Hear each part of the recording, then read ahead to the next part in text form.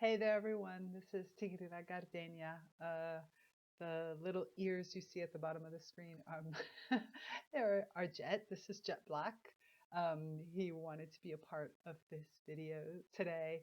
It's really funny. Sometimes it's Spider Plant who lives in the room with me as well, and other times it's Jet who decides at the last minute that this is where he wants to be.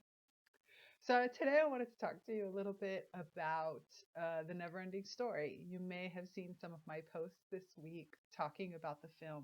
Now, if you're a Generation Xer like me, you know exactly what I'm talking about. This like 1984 film where a hero, because there's always a hero, is trying to save his lands of Fantasia, which is the place that's created from the hopes and dreams of mankind.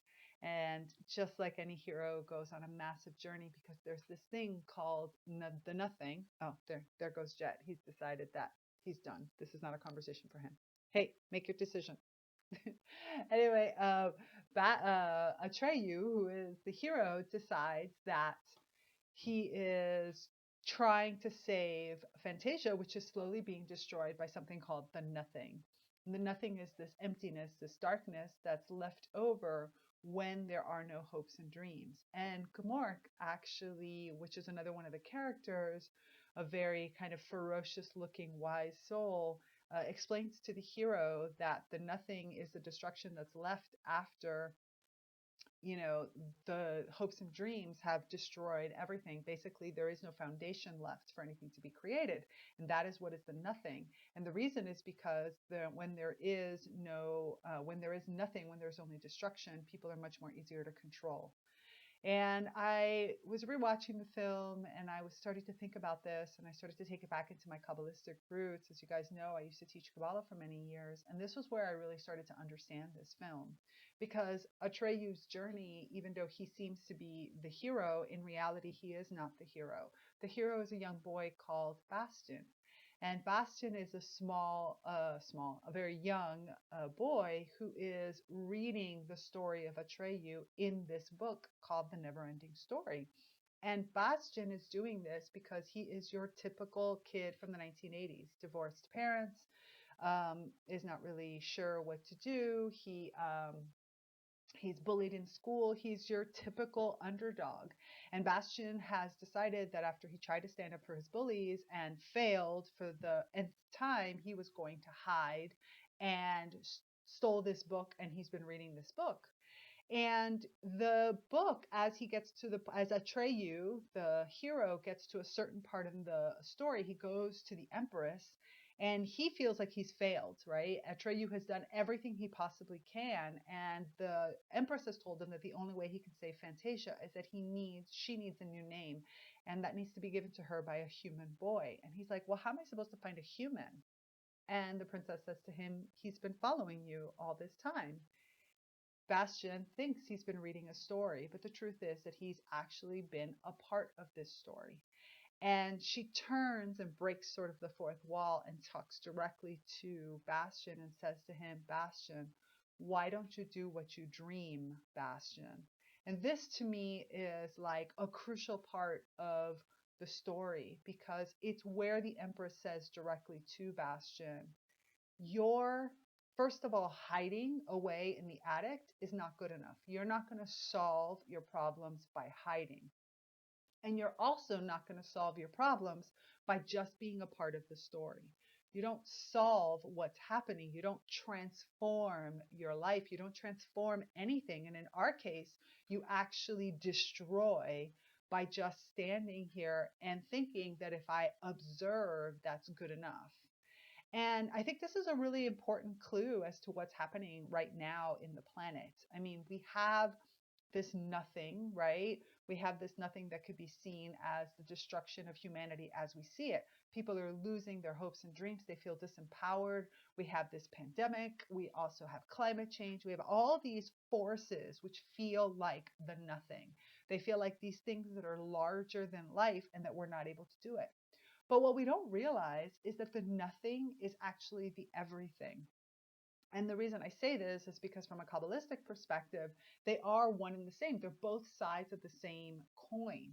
And so when you have nothing or no thing, you actually have everything. And that's the same source of power.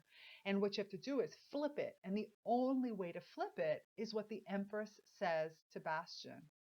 Bastian, why don't you do what you dream, Bastian?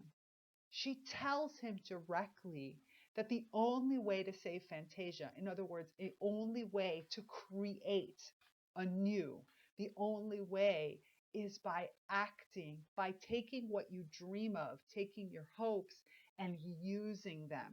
And therefore, Bastian hiding, and there you go, there he is, getting ready for his famous position. Sorry.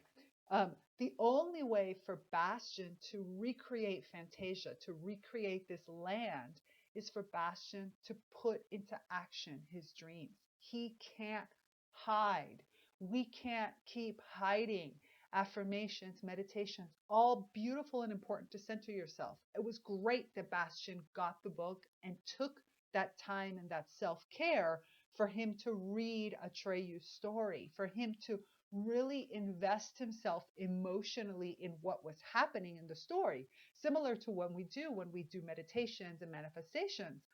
But if you don't bring these out into the world through your actions, then they remain there. They just remain stories. And so the more I watch the Neverending Story, the more I recognize the importance for us to use the power of everything, which is the destruction of the things that no longer work, and the recreation, the conscious recreation of choosing what we want to put our energy into and bringing that into the world through our actions. So this is a time right now where we have done the reflection. If you remember my video series, I talked about the fact of how important it is to stop, and that the plant world is really urging people to stop and reflect.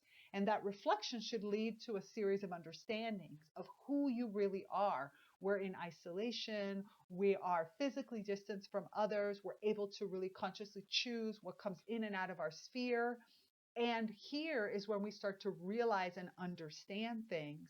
And the next step is going to be putting those things, those realizations, those ideals, those values into conscious action.